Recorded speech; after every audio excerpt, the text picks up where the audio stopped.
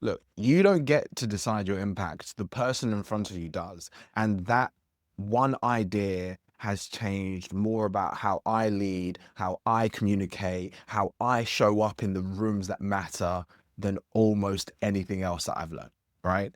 Because, or should I say, most people never hear it because people are still playing the game at the level of intention. And intention is exactly what's keeping them stuck. So let me show you exactly what I mean.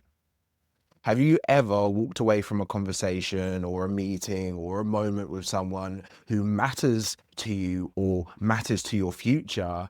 And in your head, you're thinking, I handled that pretty well. I said what I needed to say, and I showed up properly. But something in your body knows it didn't land.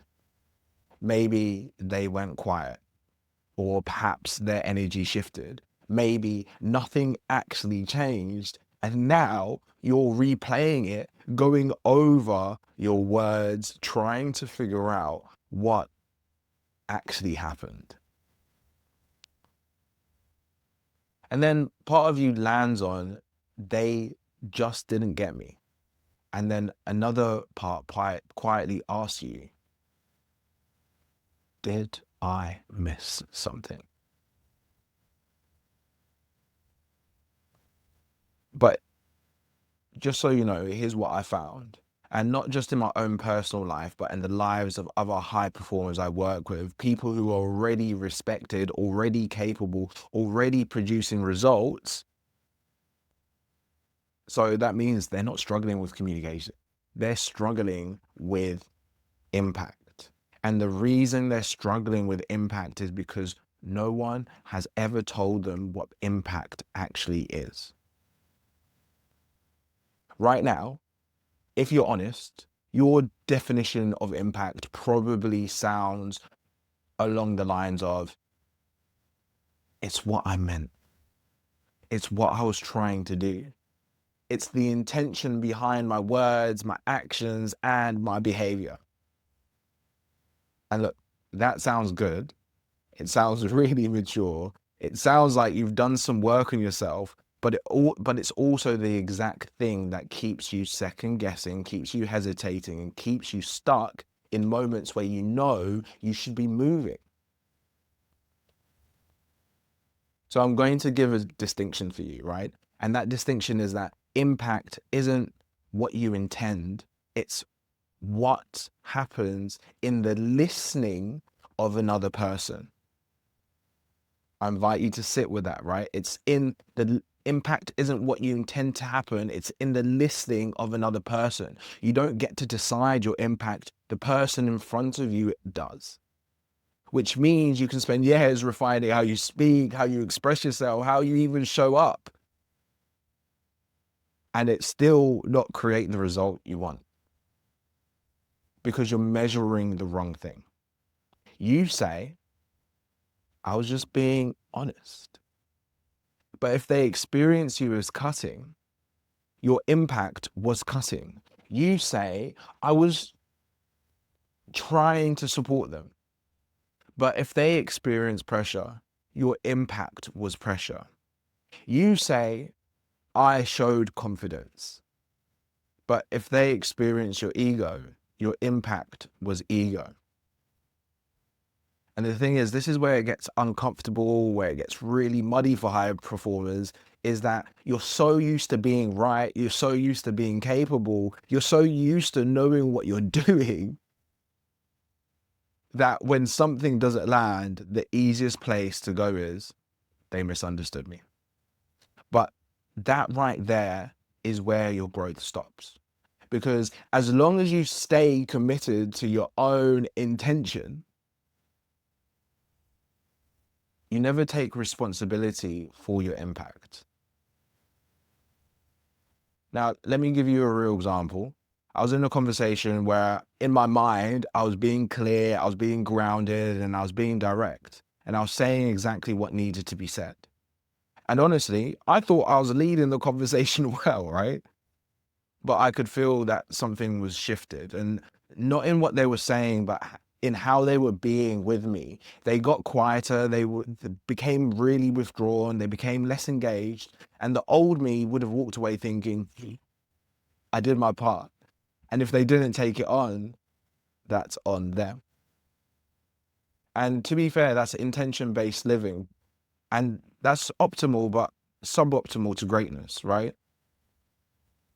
Because what I did instead was I stopped and asked myself something most people avoid, which was, how did I actually come up, show up, or occur for them in that moment?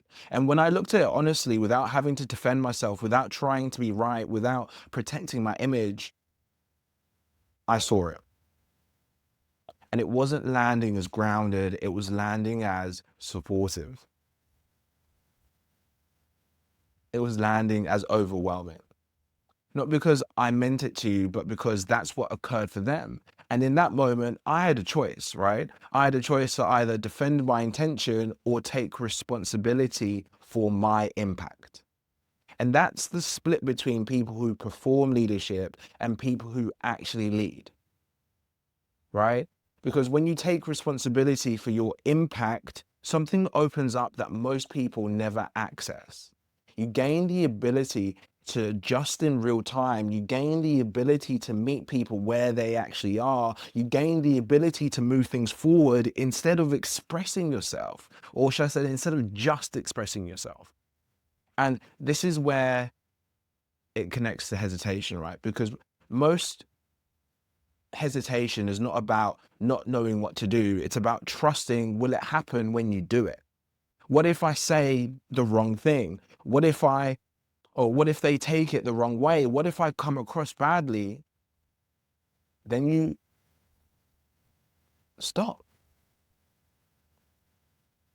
You soften yourself, you overthink yourself, and then you start to hold back. And all of that is rooted in one thing. You're trying to control your intention instead of learning how to handle your impact. Because if you actually trusted you could deal with whatever impact you created, you wouldn't hesitate. And so many people get that confused. Being a leader is, yes, about showing up and speaking your truth. But what people don't realize is that it's not a perfect expression. It's not, you don't have guaranteed outcomes, but the ability to move knowing that you can handle whatever comes back to you. Now, imagine this, you walk into conversations, into rooms, into moments that matter. And instead of being in your mind, instead of managing how you're coming across and trying to get it right, you're actually present to the people in the room. You're actually present to what's happening, present to your impact you're creating in real time. And then from that place, you can adjust, you can deepen, you can challenge, you can lead. Because that's when your relationships change.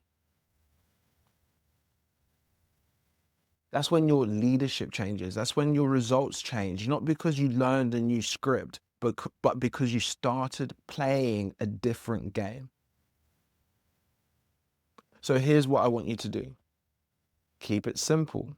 In your next conversation, I don't care if it's with a client, a partner, a team member, instead of focusing on what should I say, shift to what's happening for them right now and how am I impacting that? Watch their body, watch their tone, watch where they lean in or pull away.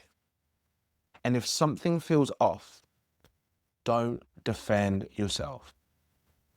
Just explain, get curious, adjust. Make sure you stay present. Because the moment you go from hiding behind intention and start taking responsibility for your impact, you stop hesitating and you start leading. So if this has landed for you, if you can see that you've been playing at the level of intention instead of impact, take what I've shared with you and use it. Because this one distinction alone can change everything.